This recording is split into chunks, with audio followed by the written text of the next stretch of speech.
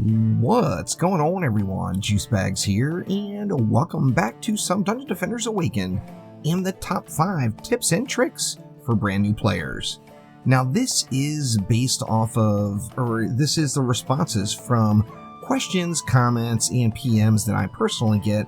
So if you have a question about the game, don't forget to let me know down in the comments below, and I will do my best to get your questions answered.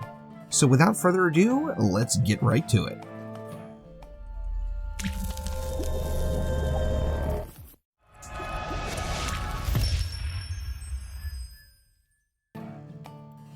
Now, first off, there is really no greater example of getting the best of both worlds between Dungeon Defenders and Dungeon Defenders 2 than the loot filter.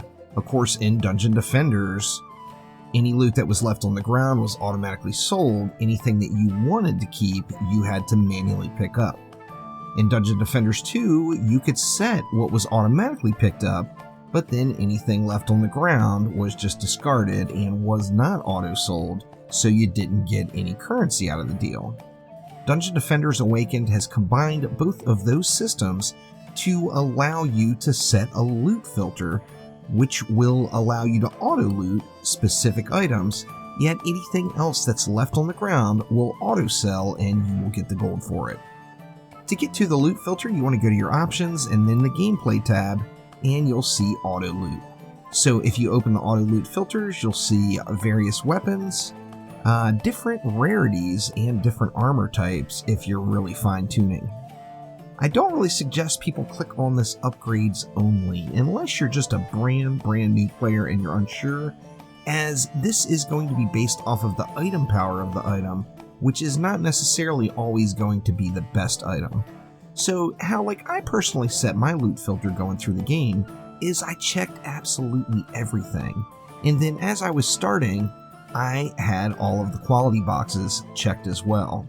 Now, once all of my characters got a full set of common gear, I unchecked that. Once they all got a full set of green gear, I unchecked that one, and so on and so on, and now I'm to the point where all I auto-collect is transcendent gear. Now, once again, this means everything else that's left on the ground will be auto-sold, and I'm going to get the gold directly for it, which is just awesome. Now, moving right along to character customization. It's really awesome being able to customize your characters, and it keeps you from accidentally rebuilding or building on the wrong huntress, for example, or say the wrong monk. Now, how you customize your characters is if you open your regular hero deck, and in your hero deck, you go ahead and go to the hero selection. So say we wanted to swap this hero, it's going to have all of my heroes listed here.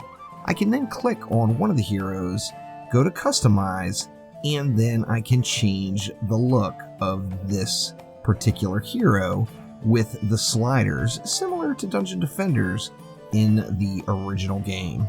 Once again, this is just a really big benefit, particularly if you have more than 4 heroes, as you always do want to keep 4 heroes in your deck, but sometimes you may have more than 4 heroes.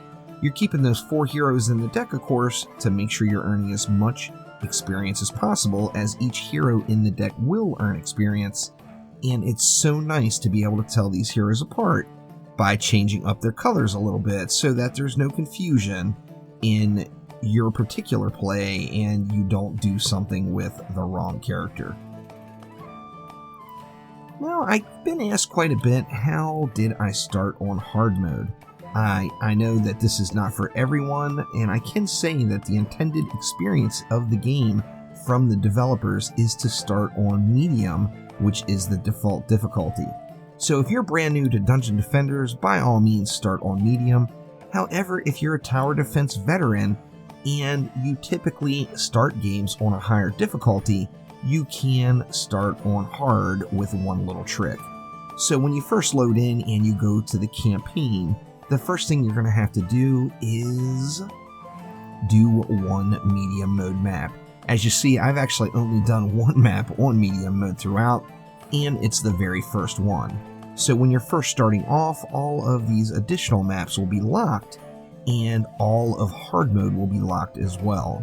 So if you complete that one deeper well on medium mode, this will unlock two different things. Of course, it will unlock the next map, which is Ancient Mines, but it will also unlock the deeper well on hard mode.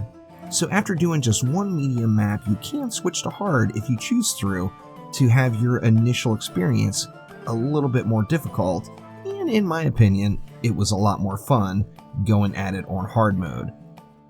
Now, of course, this unlocks the deeper well hard, so you'll jump back in for another deeper well on a higher difficulty here, and then that will unlock your very next map, and you can just continue on your experience all the way through hard mode as you see fit.